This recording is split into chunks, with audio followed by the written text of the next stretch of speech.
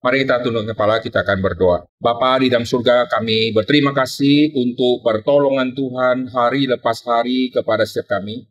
Sampai kami bisa melihat orang-orang yang ada di dalam dunia ini, satu persatu yang lahir, dan bahkan Tuhan izinkan kami melihat ada yang kembali ke rumah Bapa. Dan kami berdoa ya Tuhan, biarlah di dalam momen kedukaan seperti ini, Tuhan ingatkan kami, setiap kami mempunyai hidup yang sangat terbatas, dan suatu saat kami pun akan disaksikan oleh orang lain pada hari kematian setiap kami. Oleh sebab itu, Tuhan, pakailah hamba-Mu di dalam menyampaikan kebenaran firman Tuhan, sehingga hidup kami di dalam dunia ini betul-betul ada pegangan sebelum kami dipanggil pulang ke dalam rumah Bapa. Tuhan, pakailah hamba-Mu di dalam menyampaikan firman Tuhan. Dalam nama Tuhan Yesus kami berdoa. Amin. Saya akan ajak kita melihat satu bagian di dalam Alkitab. Ini cuma satu ayat yang kita akan bacakan, dan ayat ini adalah ayat yang sangat penting. Matius pasal yang ke-22, saya akan membaca di ayat ke-32. 22, 32, gitu ya. Matius pasal ke-22 ayat ke-32. Demikianlah firman Tuhan. Akulah Allah Abraham, Allah Ishak, dan Allah Yakub. Ia bukanlah Allah orang mati, melainkan Allah orang hidup. Saya baca sekali lagi. Akulah Allah Abraham, Allah Ishak, dan Allah Yakub. Ia bukanlah Allah orang mati, melainkan Allah orang hidup. Ayat ini adalah ayat yang sangat sederhana dan sangat pendek. Setelah kita baca, tidak usah dibicarakan, juga kita langsung mengerti. Tetapi satu ayat ini mengandung doktrin yang begitu dalam, dan di dalam ayat ini tersembunyi seluruh pengharapan manusia di dalam hidup. Allah Abraham, Allah Ishak, dan Allah Yakub. Kenapa tidak dilanjutkan Allah Yusuf, Allah Ruben, Allah Yehuda? Masih bisa dilanjutkan. Begitu banyak tokoh-tokoh hebat di dalam Alkitab. Bisa kita sebut Allah Musa, Allah Yosua, ditambah menjadi panjang, lebih seru. Tetapi kenapa berhenti di angka 3? Allah Abraham, Allah Ishak, dan Allah Yakub. Ini adalah doktrin Allah Tritunggal yang begitu dalam. Hari ini saya akan membicarakan Allah yang sejati. Abraham percaya kepada Allah yang sejati. Untuk bisa seseorang percaya kepada Allah yang sejati, selalu dimulai dari mengerti Allah yang tidak sejati. Setiap manusia lahir ke dalam dunia ini belum disebut orang percaya. Dia belum tahu siapa mama, dia belum tahu siapa papa. Maka kalau ada orang yang gendong dia sangat lama, dia kira itu papanya. Sampai suatu saat, barulah dia mengerti, papaku yang asli bukanlah yang lama menggendong saya. Yang lama menggendong saya mungkin adalah babysitter, mungkin adalah tetangga yang papa mama titipkan karena papa mama pergi kerja. Jadi anak-anak sering salah mengerti, dia lihat banyak orang yang berkunjung ke rumah, dia kira ini siapa, ini siapa, ini siapa, ini siapa. Maka papa dan mama selalu mengulang kalimat yang sama. Ini yang papa, ini yang mama, ini yang papa, ini yang mama. Supaya apa? Supaya anak mengerti terlebih dahulu siapakah papa dan mama yang sejati. Kalau si anak salah mengerti papa dan mama yang sejati, maka si anak akan salah memanggil papa dan mama yang salah. Dia panggil itulah papa dan mama yang sejati. Maka hal penting yang sangat kita harus perhatikan, yaitu mengerti dulu Allah yang sejati. Barulah kita bisa memanggil dia secara tepat. Jikalau seorang anak ditanya, siapakah papamu? Papaku adalah orang yang ada tai lalat di atas bibirnya.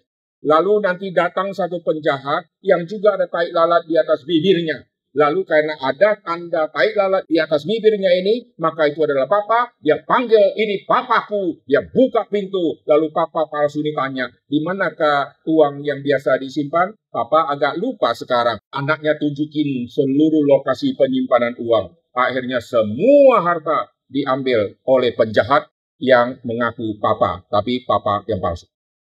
Anak kalau salah mengerti siapakah mama dan papa yang palsu, dia kalau mengikuti mama yang palsu akan membawa dia, culik dia, bawa sampai ke tempat yang jauh.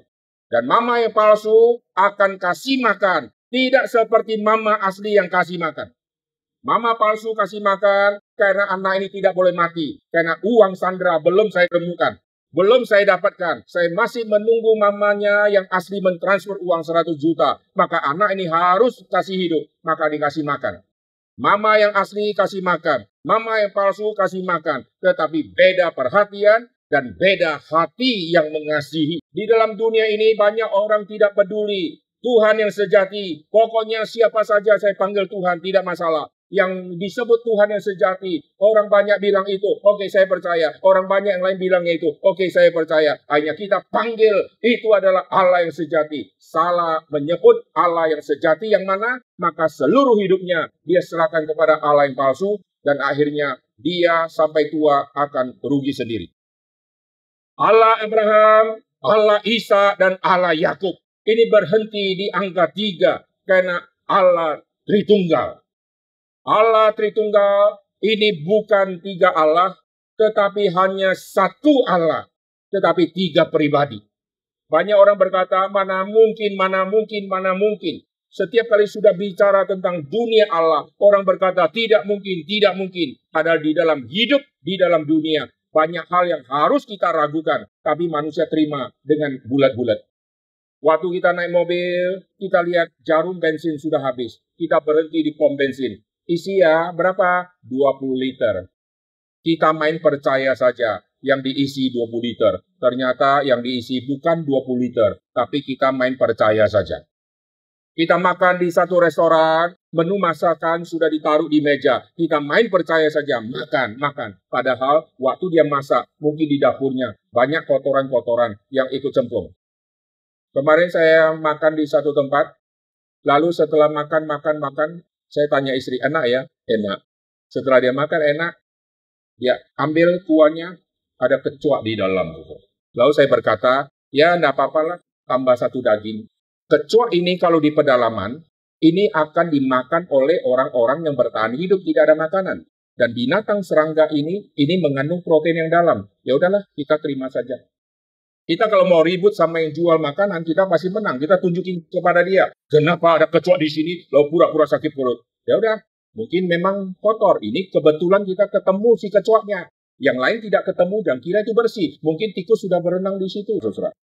Kita main percaya saja. Kita main percaya kepada yang namanya supranatural. Kita percaya kepada yang namanya orang-orang pintar yang menafsir hidup kita. Dari tanggal lahir, bulan lahir, tahun lahir, kau nasibmu begini. Kita main percaya. Dia muka kita, nasib kita mujur atau buruk, semua kita percaya. Tapi waktu bicara Allah yang sejati, kita meragukan Allah yang sejati.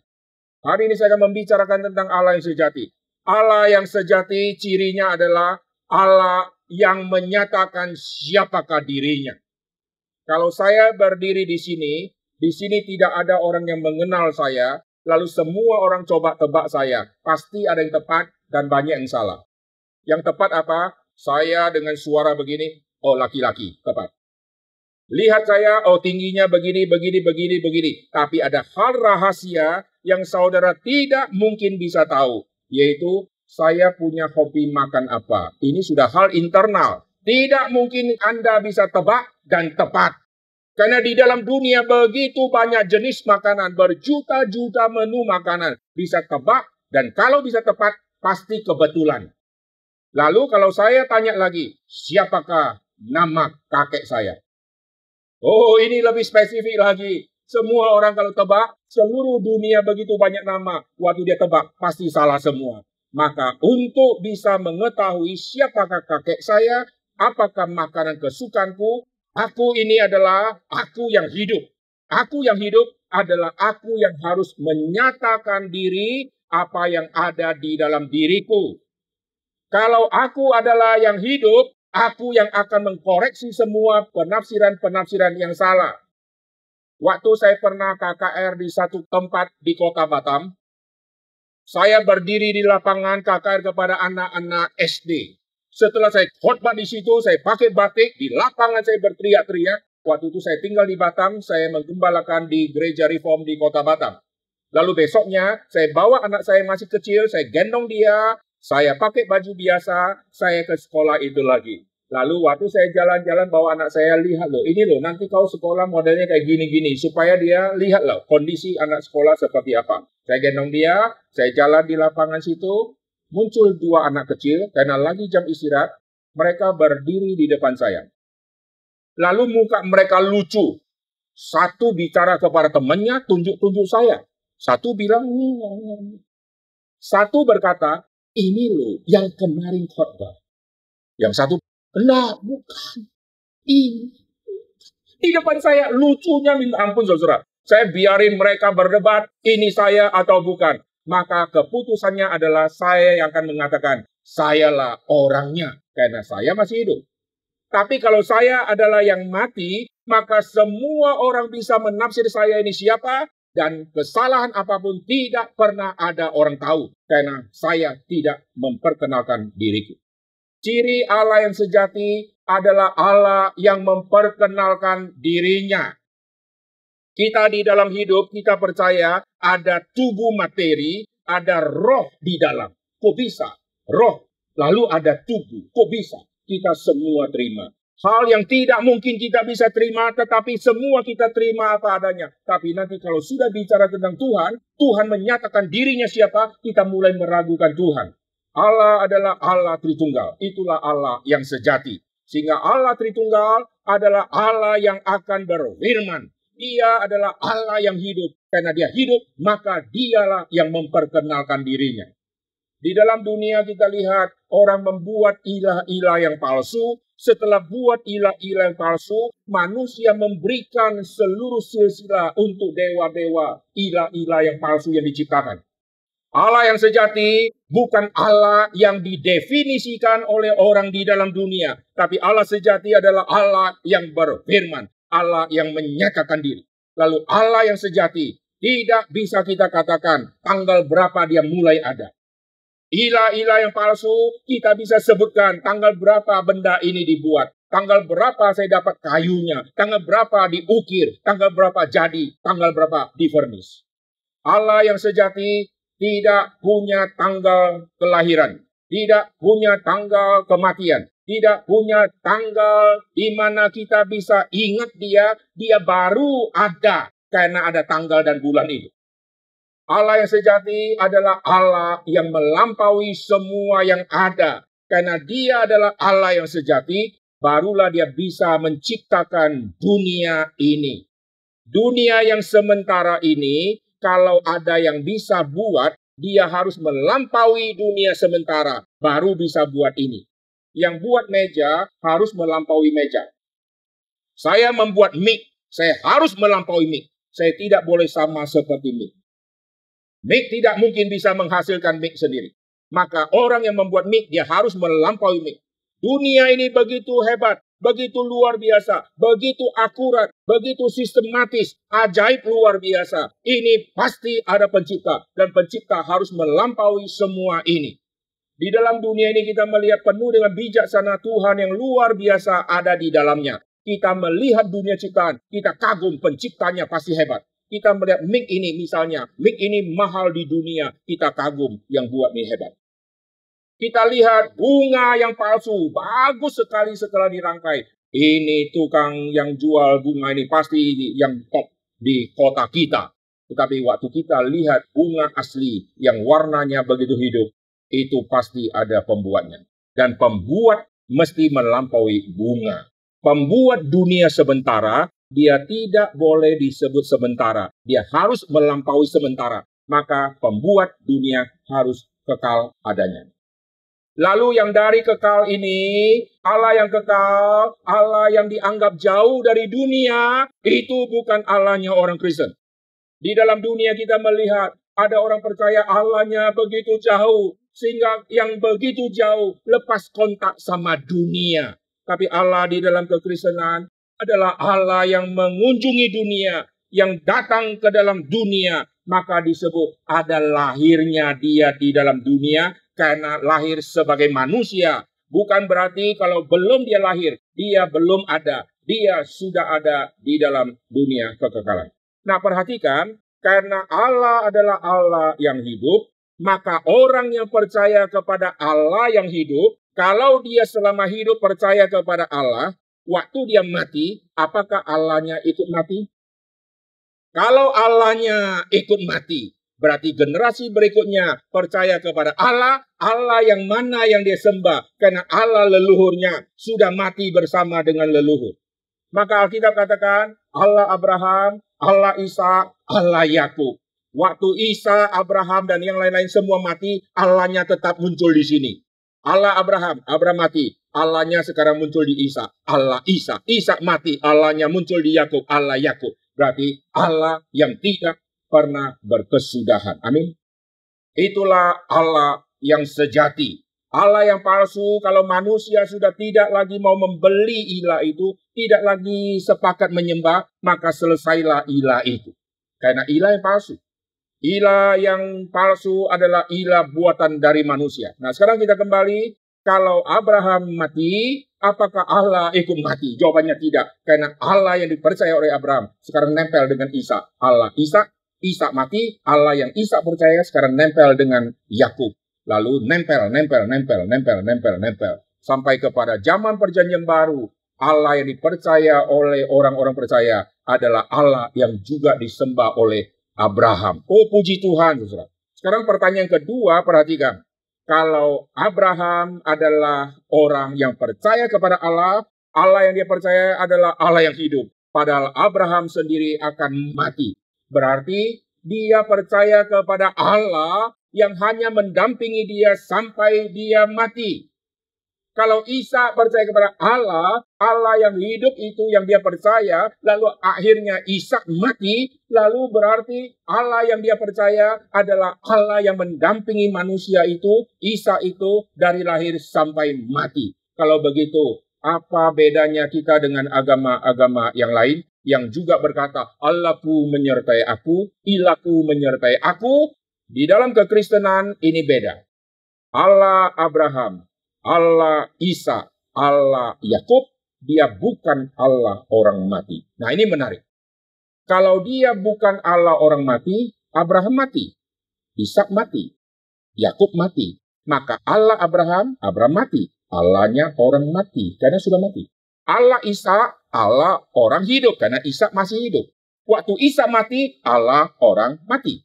Allah Yakub masih hidup, Allah orang hidup. Yakub mati, Allah orang mati. Mestinya begitu.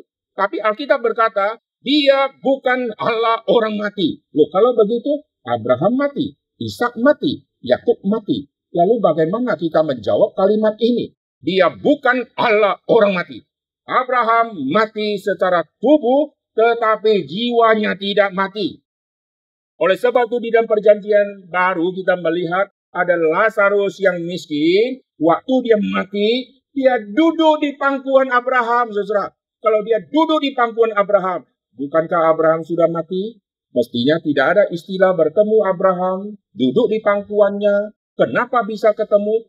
Abraham meskipun tubuh mati, tapi jiwanya tidak mati. Saya ajak lihat satu bagian di dalam kitab Yosua. Ini tema yang sangat menarik juga. Yosua pasal yang pertama. Sesudah Musa hamba Tuhan itu mati. Musa percaya kepada Tuhan. Berarti Musa waktu hidup, Allahnya adalah Allah orang hidup. Kalau Musa mati, berarti Allahnya Musa adalah Allah orang mati? Jawabannya tidak. Waktu Yesus dimuliakan di atas gunung, Musa dan Elia menampakkan diri. Oh, bukankah Musa sudah mati? Jawabannya iya secara tubuh. Tapi secara jiwa roh dia tidak mati. Tuhan menciptakan manusia. Ada yang berunsur kekekalan di dalam hidup.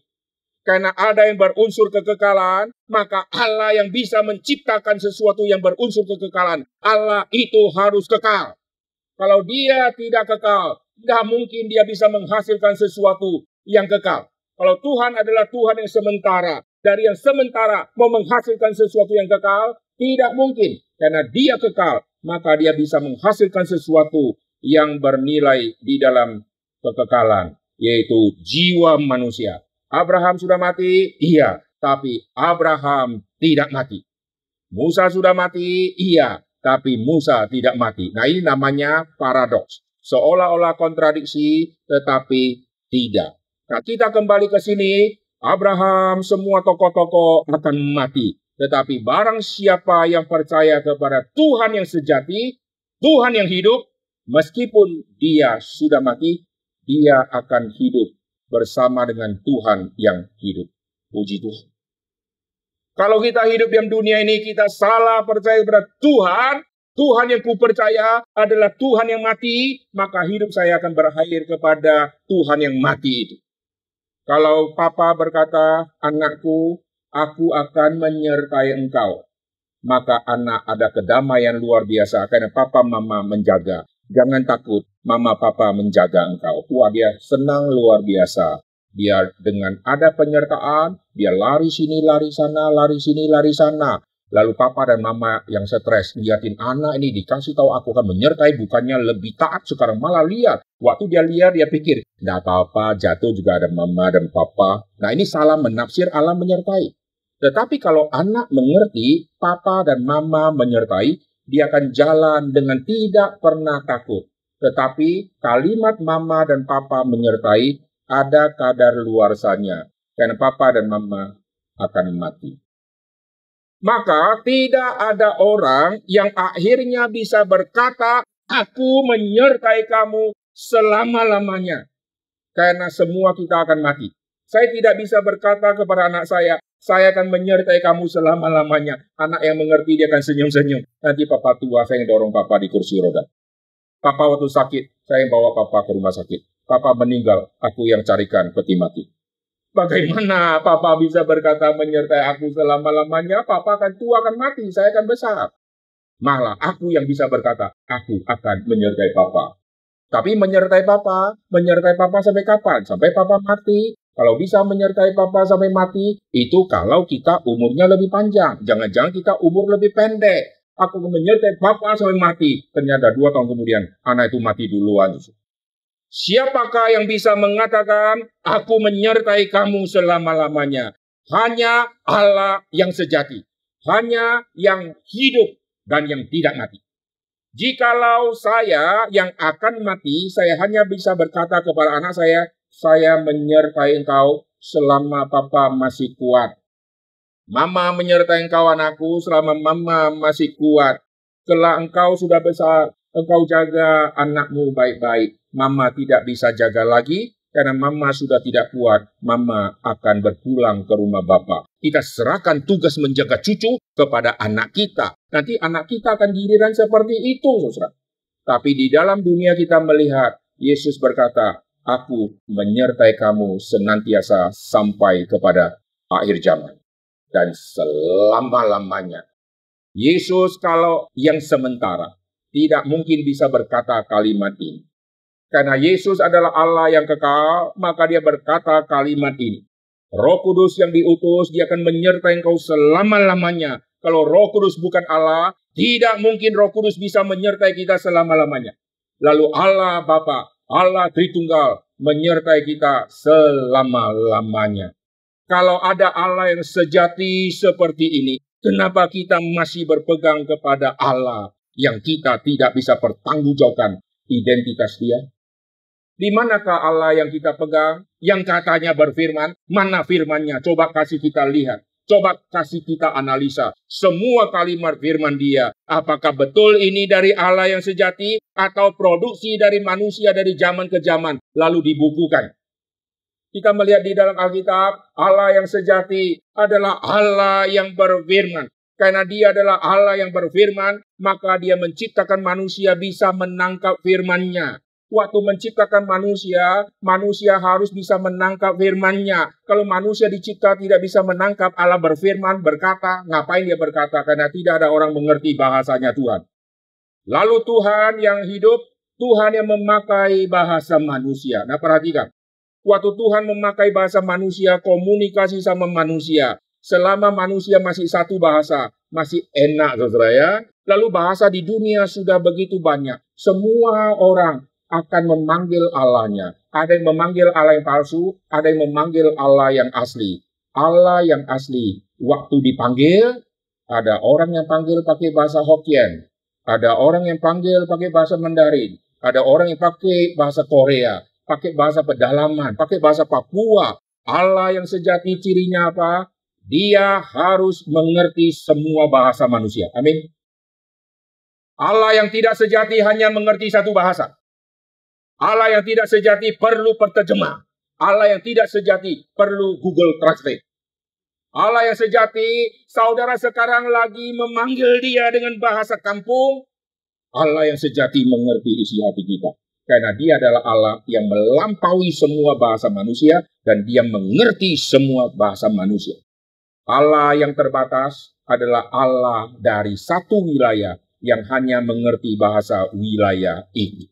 Allah yang sejati adalah Allah yang menguasai seluruh bumi, sehingga seluruh bumi waktu manusia memanggil namanya dengan semua bahasa di bumi, Allah yang sejati bisa menjawab mereka.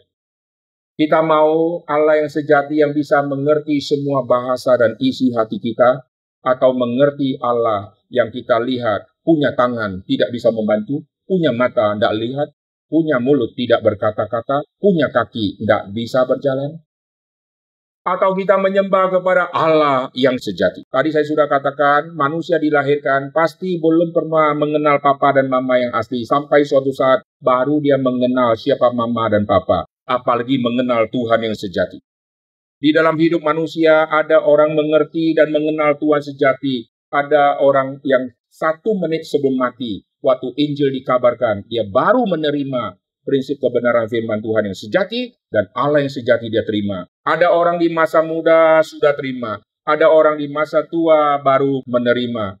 Kenapa mesti menunggu sampai masa tua? Ada orang berkata, saya sih tahu Allah yang sejati di dalam Kristus. Aku kalau percaya Yesus, jangan dulu sekarang. Tunggu saja. Tunggu, sekarang jangan dulu. Tunggu sampai kapan? Tunggu sebelum saya mati. Loh, kok dia tahu kapan dia mau mati? Jangan-jangan habis ini terjadi kecelakaan, lalu meninggal dunia. Tidak pernah ada orang sangka, orang yang muda bisa meninggal dunia. Oh, hidup manusia begitu riskan. Jikalau kita adalah orang yang berbijaksana, kita harus cepat memegang kepercayaan yang sejati. Karena kita kalau tidak pegang Allah yang hidup, kita akan mati di dalam kebinasaan, mati di dalam kebohongan, mati di dalam semua tipu-tipu, semua ajaran-ajaran palsu. Dan kita kira kita sedang mengabdi kepada Tuhan yang sejati. Pada hidup kita sedang dipermainkan oleh Tuhan yang palsu itu. Almarhumah di dalam hidup akhirnya bisa mengambil keputusan. Dia mengenal Tuhan Yesus. Wah, ini satu pergumulan iman yang pasti beratnya luar biasa. Sampai berani mengambil satu keputusan. Dan sampai akhir hidupnya, keluarga juga percaya dia mati di dalam Tuhan. Amin. Apakah almarhumah bodoh meninggalkan ilah yang sebelumnya? Meninggalkan kepercayaan yang sebelumnya, lalu kembali kepada kepercayaan yang palsu? Apakah almarhumah salah percaya? Jikalau almarhumah salah percaya, berarti semua orang di dalam dunia yang percaya kepada konsep yang sama, apakah mereka bodoh? Kalau Allah yang kusembah adalah Allah yang palsu, saya tidak mau jadi hamba Tuhan. Allah adalah Allah yang sejati, karena dia adalah Allah yang hidup, Allah yang kekal, Allah yang tidak dicipta. Dia adalah Allah yang sejati, karena dia adalah Allah yang berfirman. Dia Allah yang berfirman, dia juga adalah Allah yang menyertai selama-lamanya. Dan dia adalah Allah yang sejati. Dia Allah yang mengerti semua bahasa. Lalu karena dia adalah Allah yang sejati, dia juga akan menyambut setiap kita. Kalau dia adalah Allah yang mati, bagaimana dia bisa menyambut kita? Karena dia sudah mati lama, saudara. Dia adalah Allah yang hidup, maka dia akan menyambut setiap kita. Dan dia akan mengumpulkan setiap manusia dari zaman ke zaman, puji Tuhan. Almarhumah sekarang sudah ada bersama dengan Tuhan yang hidup. Maka bersyukur, hari ini saya melihat semua pakai baju merah. Zaman saya kecil, kedukaan pakai baju merah, itu haram. Karena saya dari Sumatera Utara, saudara. Oh, bagi mereka, kalau kedukaan, kalau tidak pakai baju putih, mesti baju hitam, baju merah untuk sincia, untuk acara pernikahan. Maka taplak meja dibuat merah, tapi kedukaan semua kasih putih. Tapi orang yang ada di dalam Tuhan lain. Karena hari kematian, itu hari sukacita. Amin. Tubuh memang harus kembali ke bumi. Tapi tubuh yang kembali ke bumi, kita satu sisi sedih luar biasa. Sisi yang lain kita sukacita karena penderitaan fisik sudah berakhir. Sisi yang lain kita juga bersukacita karena Allah yang dia sembah bukan Allah orang mati. Berarti almarhumah yang disebut meninggal, dia bukan mati. Dia hidup bersama dengan Allah yang hidup. Amin. Maka keluarga memakai baju merah. Ini adalah satu simbol sukacita. Puji Tuhan ya. Maka sebagai orang percaya kita bersyukur karena selama hidup Tuhan pernah menjamah almarhumah. Dan selama hidup Tuhan pernah menguatkan iman dari almarhumah. Dan harap semua keturunan, baik anak, baik cucu, baik cicit, akhirnya menjadi orang yang mengikuti jejak iman dari leluhurnya. Seperti di dalam Alkitab yang kita baca, Allah Abraham, Allah Ishak. Ishak mengikuti teladan iman papanya. Allah Ishak yang sudah mati, Yakub menteladani Allah dari kakeknya, yaitu Allah Abraham. Allah dari papanya, yaitu Allah Ishak. Maka kita melihat keluarga kalau menurunkan, mengajarkan iman yang sejati. Keluarga ini ada di dalam Tuhan, satu persatu akan berpisah karena kematian, tapi akan berkumpul selama-lamanya di dalam kerajaan surga. Reuni akbar. Amin. Maka barang siapa yang belum ada jaminan keselamatan, hari ini bukalah hati, terimalah ajaran yang sejati ini, yaitu Tuhan yang sejati ada di dalam Kristus. Mari kita berdoa. Bapa di dalam surga, kami berterima kasih untuk waktu yang singkat ini. Kami berterima kasih Tuhan yang sejati adalah Tuhan yang menceritakan kepada setiap kami. Bukan kami yang menafsir siapakah Engkau Tuhan, tapi Tuhan yang menjelaskan siapakah Engkau manusia, dan siapakah aku ini yang adalah Tuhan. Oleh sebab itu barulah kami mengerti identitas hidup kami di dalam Tuhan. Barulah kami mengerti hidup kami di dalam dunia harus melakukan apa, karena harus mengikuti teladan dari pencipta setiap kami. Hamba-Mu berdoa untuk kesempatan hari ini. Tuhan yang sudah menolong, Tuhan yang sudah menjaga hidupnya, sampai waktunya tiba Tuhan membawa dia untuk mengenal Tuhan yang sejati. Biar iman yang dia sudah terima ini turun kepada anak-anak dan turun kepada cucu dan bahkan turun kepada cicit-cicit.